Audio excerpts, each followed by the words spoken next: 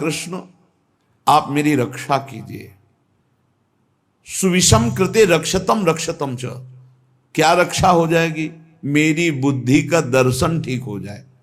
ये जो बुद्धि निश्चय कराती है ना, बहुत गलत निश्चय कराती, इसमें सुख इसमें सुख इसमें सुख, धिक्कार है।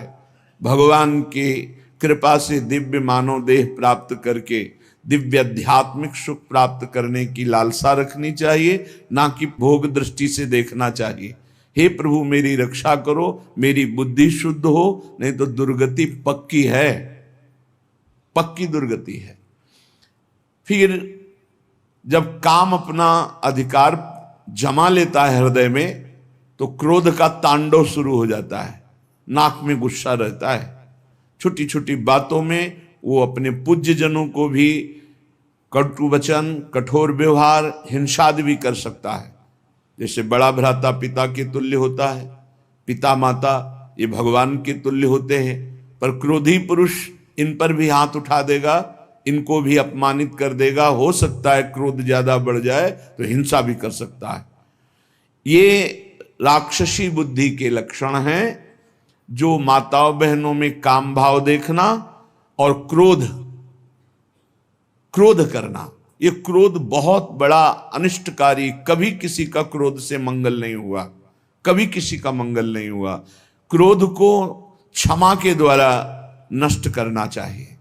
नाम जप से ऐसा धैर्य धारण करना चाहिए, जो आपके प्रति अपमान की क्रिया, प्रतिकूल क्रिया, तिरस्कार क्रिया, अहित क्रिया करे, उसको भी क्षमा कर दो। क्षमी अद्वेष्टा सर्वभूतानां मैत्रा करुण एवच निर्ममो निरहंकारां सम दुखा सुखः क्षमी। क्षमी क्षमावान, क्षमावान बलवान होता है, क्रोधी बलवान नहीं होता, वो कमजोर होता है। क्षमावान बलवान होता है। क्षमा के द्वारा क्रोध का नाश करो। प्रिया प्रीतम के स्मरण से, उनके चरणारविंद के चिंतन से, उनकी लीला गायन से अपने बुद्धि को इतना परिपक्व करो कि अगर गृहस्थ हो तो अपनी पत्नी के सिवा सर्वत्र जननी भाव हो, पूज्य भाव हो। प्रियाजू की सब सखियां हैं या स्वयं जगत अम्बा इन रूपों में विराजमान हैं, ऐसा पवित्र भाव करो। जैसे हम अपने घर में जवान बहन, जवान बेटी, जवान परिकर के साथ रहते हुए कभी दोष बुद्धि नहीं होती, कभी ये भाव ही नहीं आता ये स्त्री है, मेरी बहन, मेरी बेटी। ऐसे ही चराचर जगत का भाव बन जाए तो हमारी बुद्धि शुद्ध हो जाए। असूया, क्रोधासूया, असूया दूसरों के गुणों में दोष देखना, किसी भी व्यक्ति का छिद्रावेषण करना, इसमें क्या दोष है, ये देखने का अधिकार केवल गुरु को है या पूज्य जनों को है, वो भी अपने निज शरणागतों के, अन्य के नहीं। और वो भी उसे निर्दोष करने के लिए, निंदा या अपमानित अवहेलना करने के लिए नहीं। दूसरों के गुणों में दोष देखना ये सबसे बड़ी हानिकारक वृत्तियां हैं। ये जो वर्णन की जा रही है, माता बहनों में काम भाव और क्रोध भाव और दूसरों के गुणों में दोष देखना और मद, किसी भी प्राकृतिक वस्तु को लेकर के जो अहम वृत्ति प्रकट होती है उसे मद कहते हैं। ये मद नष्ट करने वाला होता है। जब मद होता है तो उसे कुछ सुहाई नहीं देता है, क्या करना चाहिए क्या नहीं करना चाहिए ऐसा अहंकारी पुरुष निर्णय नहीं कर सकता, वो तो पवित्र बुद्धि वाला निर्णय करता है। इसलिए अहंकार सर्वथा त्याज्य है, क्योंकि ये समस्त संस्कृति का मूल और दुख ही इससे प्राप्त होता है। जैसे क्रोध से हानि ही होती है, दूसरों के दोष देखने से अपने पुण्य ही नष्ट होते हैं, ऐसे अहंकार करने से नाश ही होता है, पतन ही होता है। और पिशुन्नता, दूसरे की चुगली करना, ये भगवत मार्ग में बहुत हानिकारक बात है। ये सुना ऐसा ऐसा ऐसा, और बड़े खुशी हो रहे हैं दूसरे की न्यूनता का वर्णन करके, दोषों का वर्णन करके, चुगली वर्णन करना। पिशुन्नता, दूसरे की बात किसी दूसरे से करना। और दंभ, जो तुम्हारे जीवन में है नहीं उसे दिखावा मत करो। जो हृदय में है, जो वाणी में है, वही आचरण में होना चाहिए। अगर तीनों का मिलान नहीं होता तो उसे दंभ कहते हैं। वाणी से कुछ और, हृदय में कुछ और, आचरण में कुछ और, उसे दंभी पुरुष कहते हैं। जिसका वचन एक, मन एक, आचरण एक, उसे संत कहते हैं, उसे भगवत भाव वाला महाभागवत कहते हैं। लोभा अनृताद्यय, लोभ, धन का लोभ, नाना प्रकार के विषयों का लोभ, ये अगर मिटाना है तो नाम जप करना होगा। नाम जपने का जितना लोभ बढ़ाओगे तो ये और सब लोभ हट जाएंगे। लोभ पास जेहि गल न बंधाया, सो नर तुम समान रघुराया। और अनृत है झूठ बोलना। झूठ बोलना बहुत सहज होता जा रहा है, इसीलिए भजन में बड़ी हानि, बड़ा निषिद्ध है झूठ बोलना। शास्त्र में बहुत इसे रोका गया है। आज तो झूठे ही लेना, झूठे ही देना, झूठे ही भोजन, झूठ चवेना, हर बात में झूठ बोल रहे लोग। झूठ को पाप ही नहीं समझ रहे, वाणी को शासन में नहीं ले रहे कि मुझे सत्य बोलना है, बस झूठ पे झूठ, जितना नाटक बोला जा सके, यहां तक कि अपने गुरुजनों से भी झूठ। अब इससे ज्यादा क्या होगा? संसार में एक जगह ऐसी है जहां झूठ वैसे तो कहीं नहीं बोलना चाहिए, पर किसी भी कारण से गुरुदेव से तो बोलना ही नहीं चाहिए। अगर गुरुदेव से झूठ बोला तो गुरु से कपट, मित्र से चोरी, या हो निर्धन या हो कोढ़ी। इस जन्म में नहीं तो अगले जन्म में तुम्हें कुष्ठ रोग होगा, गलित कुष्ठ होगा। गुरुदेव से अनृत बोलना, कपट करना, छल छुपाव करना, चलो इस जन्म में नहीं तो कल्याण तो नहीं होगा, मोक्ष को तो प्राप्त होगे ही नहीं, अगला जन्म जरूर कुष्ठी बनोगे, या फिर ऐसी दरिद्रता को प्राप्त होगे कि जो जीवन भर महान कष्ट देता रहे। अनृत बोलना, झूठ बोलना, क्यों बोलना? अगर हम गलत हैं तो फिर हमें दंड मिलना चाहिए, हमारा सुधार हो जाएगा, पवित्र हो जाएंगे। गलत नहीं है तो तुम जो सोचा करो, हम सत्य बोलेंगे। व्यापार आदि के लिए भी झूठ बोलने की कोई आवश्यकता नहीं। सब कोई जानता है मुनाफा के लिए व्यापार होता है। आप अपना नियत जो मूल्य है उसमें मुनाफा जोड़ करके आप बेचिए, झूठ मत बोलिए। झूठ बोलने से कोई व्यापार थोड़ी बढ़ जाएगा।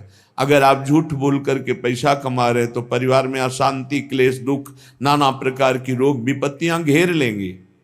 सत्य मार्ग पर चलो।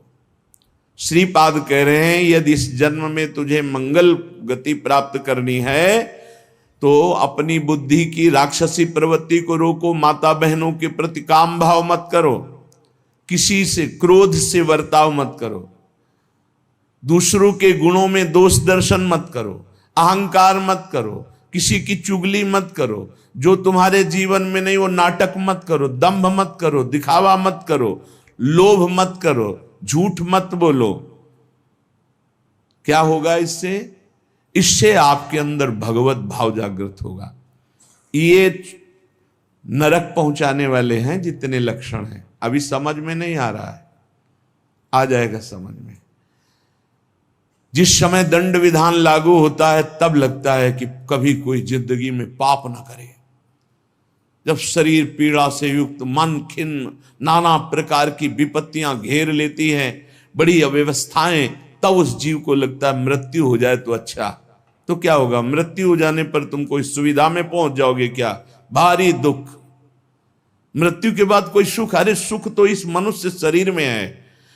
इस मनुष्य शरीर से परमात्मानंद प्राप्त कर सकते हो, अखंडानंद प्राप्त कर सकते हो, भगवत प्रेमानंद प्राप्त कर सकते हो। भूल गए विषयानंद में और जब विपत्ति आई तब मृत्यु को मनाने लगे। एक एक चेष्टा का बड़ा बड़ा कष्ट है। तो जिसने कभी दूसरों को, भूखों को भोजन पवाया है, प्यासे को जल पिलाया है, किसी की भारी दुख में सम्मिलित होकर दुख निवृत्ति की है और भगवान नाम जप, तो ऐसी स्थिति को वो सह पाता है। उस समय भी गंभीर मुद्रा में वो भगवान का स्मरण उस दुख से विक्षिप्त होकर नहीं छोड़ता। वो पवित्र अंतःकरण वाला उस भारी कष्ट अवस्था में भी भगवान नाम स्मरण। ध्यान देना, अगर दूसरे को कष्ट दिया है, कभी किसी का हित नहीं किया, कभी प्यासे को पानी नहीं पिलाया, कभी भूखे को अन्न नहीं पवाया, तो अंतिम समय तुम्हारा बाधित हो जाएगा। जो शत मार्ग है वो बाधित हो जाएगा। ये सिद्ध महापुरुष बोल रहे हैं। जो पुरुष कभी झूठ नहीं बोला, जो कभी किसी से झगड़ा नहीं करवाया, किसी किन्हीं का स्वभाव होता है दो मित्रों के बीच में झगड़ा करा देना, पति पत्नी के बीच में झगड़ा करा देना, ऐसा जो आस्तिक स्वभाव वाला और श्रद्धालु है, उस समय भारी दुख की अवस्था में सुख का उदय होता है उसके हृदय में। ध्यान दीजिए, कहा है कई बार सत्संग में कि जो भगवत मार्ग का पथिक है उसकी जब मृत्यु होती है तो जन्मत मृत दुषा दुख हो, ये नहीं होता। जैसे विशाल हाथी के गले से फूलों की माला टूट जाए, उसे पता भी न चले। तो कह रहे हैं उस समय उसके हृदय में एक अद्भुत सुख प्रकट होता है और वो सुख पूर्वक शरीर छोड़ता है, सुख पूर्वक मृत्यु को प्राप्त होता है। सुख पूर्वक मरना, आनंद पूर्वक, जैसे स्वप्न में इस शरीर का भान नहीं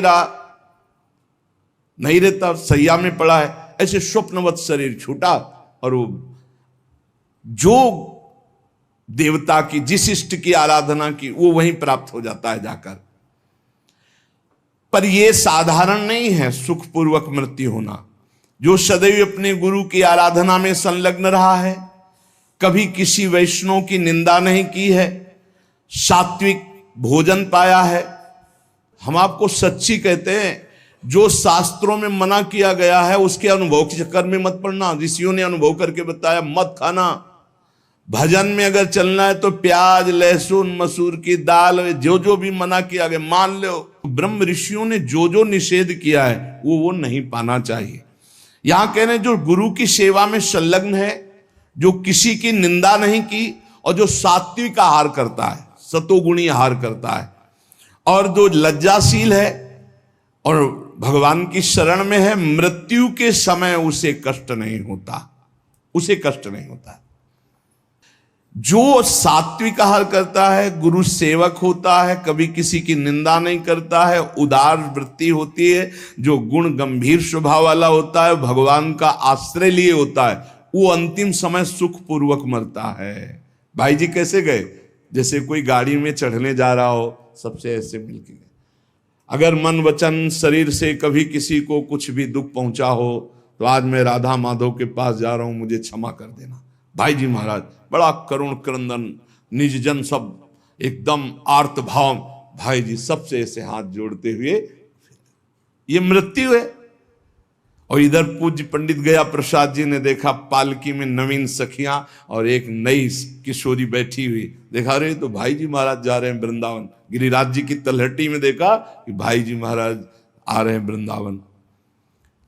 तो हे पिताश्री, जो मनुष्य कामना से युक्त होकर के, क्रोध से युक्त होकर, द्वेष से युक्त होकर अपने धर्म का त्याग कर देता है, शास्त्र की, गुरु की आज्ञा का पालन नहीं करता है, वो मृत्यु के समय भयानक दुख को प्राप्त होता है। उस समय सब चतुराई विस्मृत हो जाती है। अब उस समय क्या आएगा चिंतन में, वही बनना पड़ेगा जो आ जाएगा। जिन्होंने मृत्यु काल उपस्थित होने पर भगवद आश्रय लिया है, उनको जलन नहीं होती। जिन्होंने जीवन में किसी की भी मृत्यु का अवसर समय, तभी कहते हैं ये लाभ एक बार जरूर सब ले। आसपास कोई पशु पक्षी मनुष्य मरणासन में हो, उसके पास जाके नाम सुना दो, चरणामृत पिला दो, वृंदावन की रज लगा दो। अपने लोगों के पास ये होना चाहिए।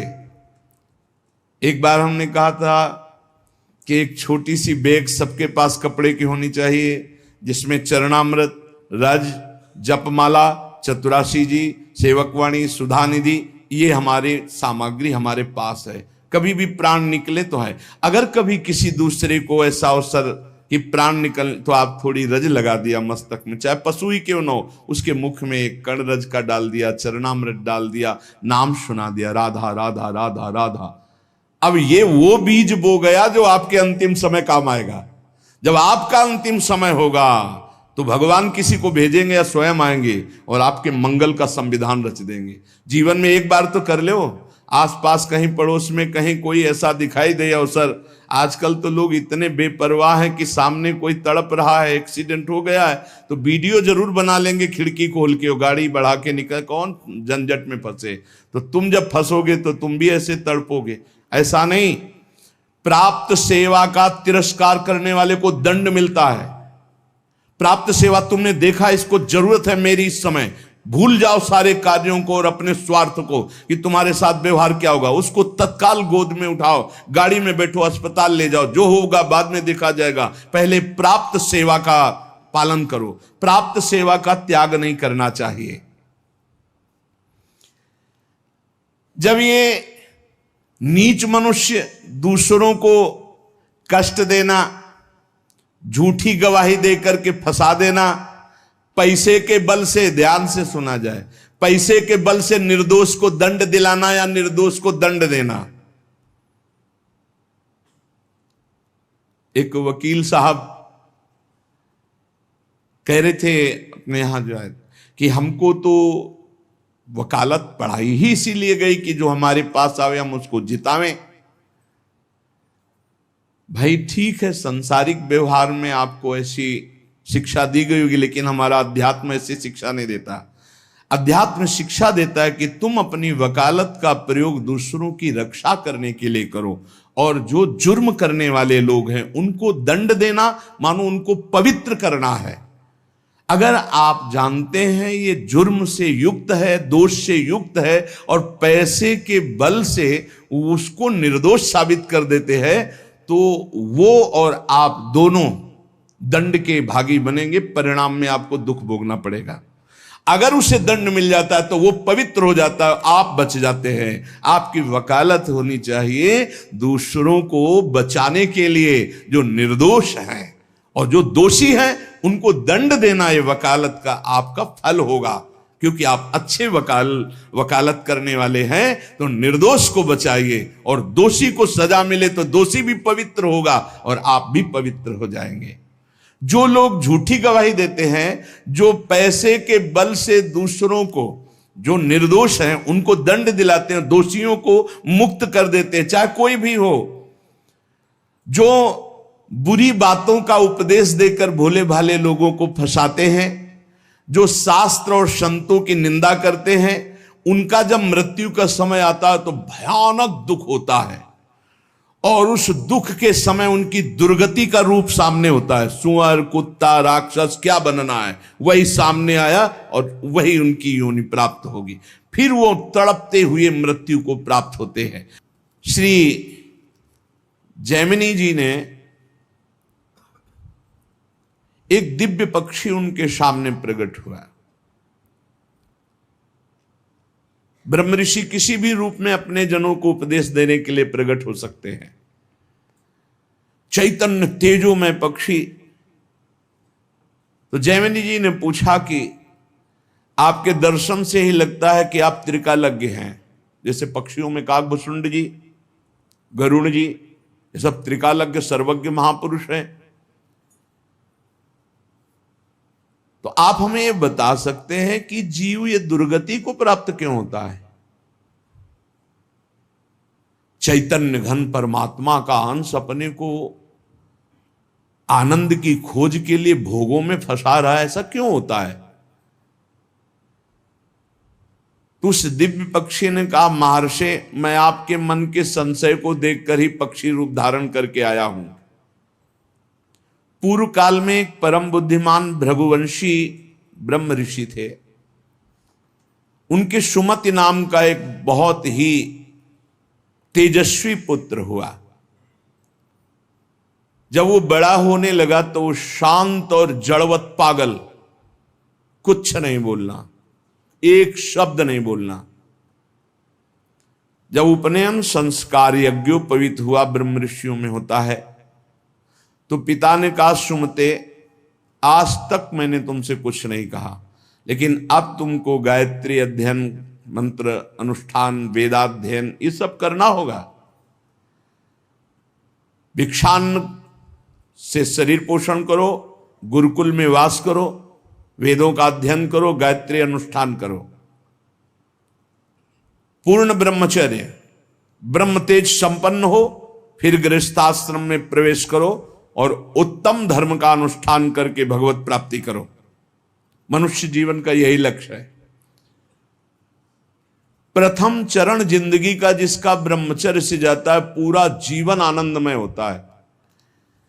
आज ऐसी दुर्दशा हो रही है कुसंग से, कुछ मोबाइल का कुसंग, कुछ बच्चों का ऐसा कुसंग कि क्रम बाय क्रम ये रोग फैलता चला जा रहा है। ब्रह्मचर्यहीनता, ब्रह्मचर्य का त्याग, सर्वतो भावेन ब्रह्मचर्य का नाश ही आज के बच्चे सुख मान रहे। जब प्रथम नींव ही गलत हो गई तो महल कैसे खड़ा होगा? फिर जिंदगी अशांत। नए नए बच्चे आते हैं डिप्रेशन में और कहते हैं कि मैं अपने शरीर को नष्ट करना चाहता हूं, अब मेरी जीने की इच्छा नहीं रह गई क्योंकि मेरे में उत्साह नष्ट हो गया। हर समय हम डिप्रेशन में रहते। पहला आश्रम ब्रह्मचर्य आश्रम है सबका पहला आश्रम ब्रह्मचर्य। फिर जो गृहस्थ, वानप्रस्थ, सन्यास या ब्रह्मचर्य सीधे सन्यास। बेटा तुम इन नियमों का पालन करो तो तुम्हें ब्रह्म की प्राप्ति होगी। कौन सा शोक है जो तुमको बोलने नहीं देता? मैं तेज से बता रहा हूं कि तुम साधारण जीव नहीं हो जो हमारे पुत्र बने हो, तुम्हारे ब्रह्म तेज से, पर तुम पागल जैसे रहते हो, एक भी शब्द नहीं बोलते हो। जैसे जड़ भरत जी हार गए, पिता पधार गए, लेकिन कभी गायत्री कभी उच्चारण नहीं किया, संपूर्ण ब्रह्म ज्ञान उनको प्राप्त। जब अनेक बार कहा तो सुमति जी कुछ नहीं बोले। पिता ने स्नेहवश फिर कहा, बेटा तुम छल मत करो, मुझे पता है तुम बोल सकते हो और तुम ज्ञानी महात्मा हो, मुझे पता है तुम्हारा तेज ऐसा है, तुम पागल नहीं हो। जब बार बार कहा तब सुमति ने हंस दिया और उसका, पिताजी ये जो आप उपदेश कर रहे हैं ये बहुत बार, बहुत जन्मों में कर चुका हूं। मैं उस तत्व को प्राप्त हो चुका हूं जिसके जानने के बाद कुछ जानना बाकी नहीं रहता। इसीलिए मैं जड़वत पागल आचरण करता हूं कि आप हमको ये ना समझ पाए कि मैं आपका पुत्र बहुत विद्वान या बहुत ज्ञानी हूं। जो आप उपदेश कर रहे हैं बहुत जन्म अनुष्ठान कर चुका हूं। मैं त्रिकालज्ञ हूं, मुझे तीनों कालों का ज्ञान है, भूत भविष्य वर्तमान। त्रिकालज्ञ तब होता है जब भगवत स्वरूप में तदात्म हो जाता है। तो भगवान सर्वज्ञ है तो वही सर्वज्ञता अंश रूप में उतरती है तो वो भी सर्वज्ञ हो जाता है। मैंने बहुत से शास्त्रों का ज्ञान प्राप्त किया, वो अक्षरशः मुझे सब भगवत कृपा से स्मृति में व्याप्त है। हर कला में मैं प्रवीण हूं, शिल्प कला आदि सब कलाओं में प्रवीण हूं। मुझे पागल रहने का स्वभाव है कि कोई जान न पावे। इस समय मैं आपके और अपने 10,000 जन्म तक को देख रहा हूं। स्वाभाविक खेद, क्षय, क्षोभ ये हमें स्पर्श भी नहीं कर सकते।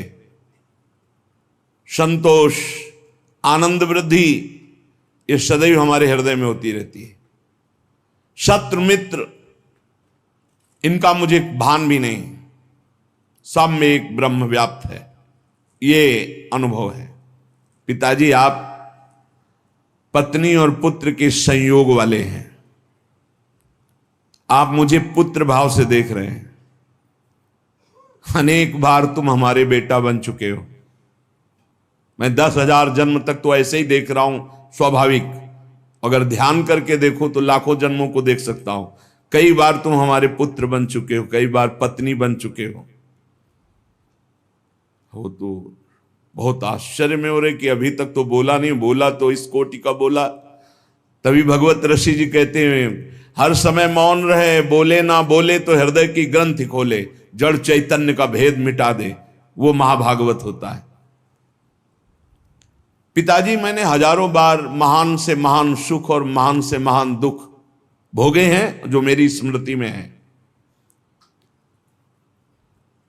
लाखों माताओं के गर्भ में विष्ठा और मूत्र के बीच में मैं पला हूं, मुझे याद है। अपने लोगों को इसी जन्म का याद नहीं है। इसी जन्म में जो मां के गर्भ में थे याद नहीं, कोई घटना, कोई दुख, एक पाई भर भी स्मृति नहीं। इतने ज्ञानी हैं। सोचो ये महाराज सुमति जी कह रहे हैं कि मुझे 10,000 वर्ष का तो ऐसे ही दिखाई दे रहा है, अगर ध्यान धरूं तो लाखों जन्म का बता सकता हूं। मैंने लाखों बार माताओं के गर्भ में विष्ठा और मूत्र के बीच में पला हूं, मलाशय और मूत्राशय के बीच में। मैंने लाखों प्रकार के रोगों को भोगा है, हर योनियों में मुझे ज्ञान है। गर्भावस्था में जो दुख होता है बड़ा अपार दुख होता है। मैंने बचपन, जवानी, बुढ़ापा सबको देखा है। मैं हर योनियों में गया हूं, मुझे हर योनि का पशु, मृग, कीट, पक्षी, मनुष्य, स्त्री, देवता सब बना हूं।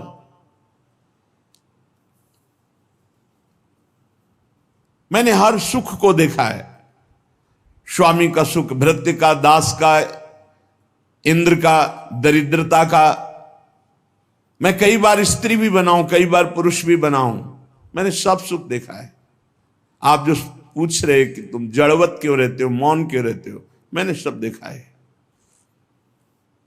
पिताजी राग, हर्ष, भय, उद्वेग, क्रोध, अमर्ष, वृद्धावस्था, मृत्यु, सबके दुख का मुझे ज्ञान है। जब इस तरह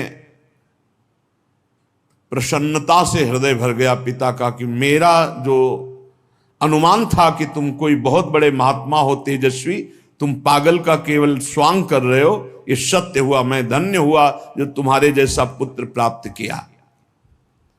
उन्होंने विस्मय से गदगद वाणी में कहा, बेटा ये ज्ञान तुमको कहां से प्राप्त हुआ? मैं भी तो साधना करता हूं, मैं भी ब्रह्म ऋषि हूं। तुम जड़ता का स्वांग कर रहे थे, इतने बड़े ज्ञानी महात्माओं की तुम्हें 10,000 वर्ष जन्म की बात याद है, फिर तुम जड़ता का भाव धारण करके मेरे यहां जन्म क्यों लिया? जब इतने सिद्ध हो तो तुम्हें मुक्त हो जाना चाहिए। क्या किसी मुनि का शाप है या देवता का शाप है जो तुम हमारे यहां पुत्र हुए? ये ज्ञान तुम्हारा दिव्य है, तुम्हें मुक्त हो जाना चाहिए, तुम जन्म क्यों लिए? मैं ये रहस्य जानना चाहता हूं, बड़ा कौतूहल है मुझे। पुत्र ने कहा सुमति जी ने कि पिताश्री, पूर्व जन्म में मेरे साथ जो घटना घटी जिसके कारण मैं जन्म लिया वो मैं तुम्हें बताता हूं। पूर्व काल में मैं निरंतर परमात्मा का ध्यान करने वाला महात्मा था, ब्रह्म ऋषि, अध्यात्म विद्या में पराकाष्ठा को पहुंचा हुआ महात्मा, समस्त अष्टांग योग से सिद्ध। देख लो, निरंतर भगवत अभ्यास में लगे रहना, संत पुरुषों का ही संग करना, अपने स्वभाव विचार परायण रखना और तत्वमसि इस महावाक्य की स्थिति प्राप्त करना। परमात्म तत्व में मेरी हर समय अभ्यास से स्थिति हो रही थी। बड़े बड़े साधक मेरे शिष्य बनने लगे। मैं बड़े बड़ों का प्रश्न का संदेह निवारण करता और मैं आचार्य पदवी पर बैठ गया। पर मेरा एकांत सेवन, भगवत चिंतन, इस पे बाधा पड़ गई। दैवात किंचित बचा हुआ अज्ञान मेरे अभ्यास में बाधा डालने लगा। मेरा ब्रह्म भाव में जो रति हो रही थी पलट गई। हो रही थी, पूरी हुई नहीं थी। अगर हो गई फिर नहीं पलट सकती। जैसे भुना हुआ चना दोबारा नहीं जग सकता। मेरा एकांत सेवन नष्ट होने लगा, मेरे सद्भावनाएं नष्ट होने लगी और मैं संभल नहीं पाया और प्रमाद स्थिति में मेरी मृत्यु हो गई। पर मैं सत्यमय जीवन व्यतीत किया था, उसके प्रभाव से मुझे पुनः ब्रह्म ऋषि कुल में ही जन्म हुआ और मैं पुनः ही ब्रह्म ऋषि। अब मैं किसी को उपदेश नहीं करूंगा, इसीलिए मौन रहता हूं पागल जैसा। ना चेला बनाऊंगा ना किसी को उपदेश करूंगा। इसीलिए मृग में आसक्त होने के बाद जड़ भरत जी ने भी यही स्वरूप रख कि डर गए कि फंस जाऊंगा, हरी घास भी नहीं खाई, बहुत सावधानी की जरूरत है। मुझे ब्रह्म चिंतन के प्रभाव से दसों हजार वर्ष जन्मों की बात अब भी स्मृति में है। वो बहुत सावधानी की जरूरत है। एकांत का अपना साधन यदि छिन जाए तो कुछ भी बाधा पहुंचा सकता है, वो चाहे मृग हो चाहे चेला हो, बहुत संभल के इस मार्ग में चला जाता है। मेरी स्मृति धूमिल नहीं हुई जैसे जड़ भरत जी की भी स्मृति धूमिल नहीं हुई। हिरण के भी जन्म में वो भजन परायण रहकर ब्रह्मबोध संपन्न महापुरुष के रूप में जन्मे। पिताजी पूर्व जन्म के अभ्यास में मैं जितेंद्री था, इसलिए अब भी मैं जितेंद्री ही हूं। केवल प्रमाद स्थिति आ गई, चिंतन में प्रमाद, बहुत सावधानी। अब भविष्य में मेरा जन्म नहीं होगा क्योंकि मैं सावधान हूं, अब प्रमाद नहीं होने दूंगा। मैंने जो दूसरों को ज्ञान दिया था उस ज्ञान का कहीं न कहीं मुझे अहंकार आ गया, इसलिए प्रमाद स्थिति आ गई। भ्रम न हो जाए, वो छुपा छुपी का खेल खेलता है, चेला नहीं है, वो जगत गुरु है। भगवान श्री कृष्ण कह रहे हैं मत्ता पर तरम नान्यत, मेरे सिवा अन्य कोई नहीं। तो कहीं गुरु बनने का अहंकार ना आ जाए। भगवान अपने भक्त की हर इच्छा को पूर्ति करते हैं तो वही आकर शिष्य रूप में शरणागत का स्वांग करते हैं। ये भूल गए तो देख ले, और कोई अपराध नहीं था, कोई अपराध नहीं था। प्रमाद स्थिति मैं ज्ञानी हूं, हम जागृत हो गया, एक जन्म बर्बाद हो गया। ब्रह्म बुद्ध इसलिए इस जन्म में बोल ही नहीं रहे, अपने पिता से भी नहीं। जब बहुत बार कहा तो करुणा करके बोले, जैसे जड़ भरत जी रघुगण से बोले। मैंने जो दूसरों को ज्ञान दिया था, ये ज्ञान देते समय नहीं होना चाहिए कि मैं उपदेश कर रहा हूं, मैं उत्तर दे रहा हूं, सच्ची नहीं। वो श्री भगवान अंदर से बोल रहे हैं। हृदय मंदिर भगवान का है, साउंड ये दिखाई दे रहा है, और अंदर से भगवान बोल रहे हैं। जो उत्तर दिया वो मैं भी सुन रहा हूं, मैं उत्तर देने वाला नहीं हूं, मैं भी श्रोता ही हूं। उत्तर देने वाले श्री भगवान जगत गुरु जो सबके हृदय में बैठे हैं, वही कथयन्ति च माम नित्यम तुष्यन्ति च रमन्ति च, इसकी योग्यता प्रदान कर रहे हैं। वही अंदर से कथन करवा रहे हैं, वही उसी में रमण करवा रहे हैं, वही सुनवा रहे हैं। जो सत्य चिंतन करता है वो कभी व्यर्थ नहीं जाता।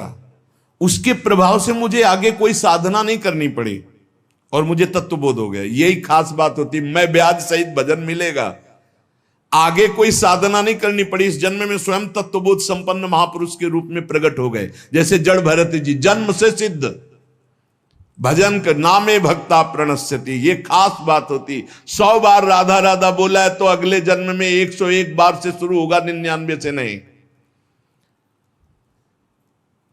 मैं त्रिकालज्ञ हूं, अपना परिचय बता रहे हैं। और ये तीनों कालों का ज्ञान साधारण धर्मों के पालन से या कर्म कांड से इनसे नहीं प्राप्त होता है, ये भगवत चिंतन ब्रह्म चिंतन से प्राप्त होता है। पिताजी मैं जन्म से ही सन्यासी हूं, मुझे ये शिक्षा की अब जरूरत नहीं कि आप ब्रह्मचर्य धारण करो, आप जाओ एकांत सेवन करके फिर गृहस्थाश्रम, फिर वानाप्रस्थ, फिर सन्यासी। मैं जन्म सिद्ध सन्यासी हूं। मेरे से चूक हो गई, जरा सी चूक में जन्म हो गया।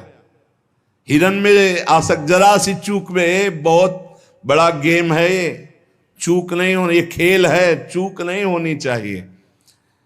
अच्छा, खास बात देखो, चूक कहां हुई है। और जब भगवान की शरण में होता है तो भगवान कह रहे अंतिम चूक को मैं सुधारता हूं। इसीलिए सर्वश्रेष्ठ भगवान की भक्ति है, शरणागति है। हे, इतने बड़े महात्मा की चूक हुई और अगला जन्म हुआ और जीवन भर वैश्यागमन करता रहा, अंत समय नारायण बुलाया तो परम पद पहुंच गया। पुत्र के बहाने नारायण बोल, भगवान नाम, इसीलिए हम नाम जप की महिमा को बार बार गाते हैं। मैं क्या हूं इसको छोड़ो, आप क्या है प्रभु, मैं समझ गया, राधा राधा राधा राधा राधा राधा, परम पद मिल गया। अब ये बहुत सरल लगता है ना, इसलिए फ्री किसी को हीरा दो तो कांच ही समझेगा, और दाम लगा के कांच दो तो उसको माथे पे लगाएगा। 1 लाख में खरीदा है, भले चमकीला रंगीन कांच ही हो या सफेद कांच हो, और अगर फ्री हीरा दो तो उसको लगे हीरा फ्री कैसे दे सकता है, नहीं ये तो कांच ही होगा। पैसा लगा के फ्री सत्संग मिल रहा है तो समझ में नहीं आता, फ्री सत्संग मिल रहा है, फ्री एकांतिक मिल रहा है तो समझ में नहीं आता।